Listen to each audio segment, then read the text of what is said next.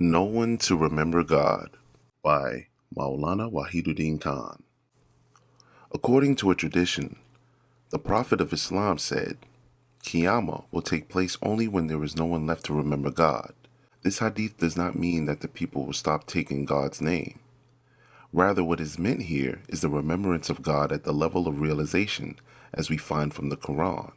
According to the Quran, those who believe love God most and stand in awe of none but God.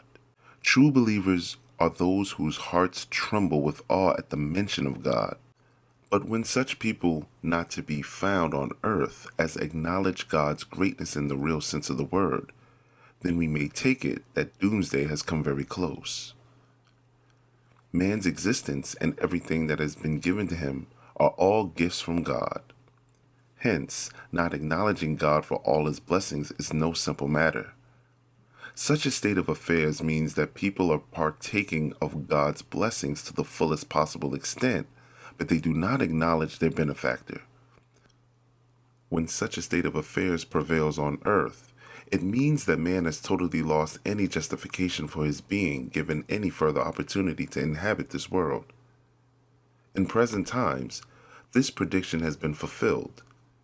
Today there is no dearth of people who recite the name of God by way of lip service, but such people have no value in the eyes of God.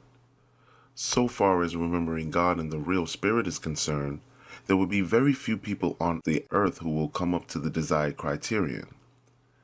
One clear proof of this is that with the advent of the age of the printing press and with increased frequency of public speaking, Muslims have been engaged in great activities, but we do not find people who are immersed in the remembrance of God. People are rather basking in community pride than living in the glory of God. We do not find any mention of the glory of God in the real sense in the speeches and writings and in the activity of present-day institutions. The reason is that people have discovered the greatness of the community, but they have failed to discover the greatness of God.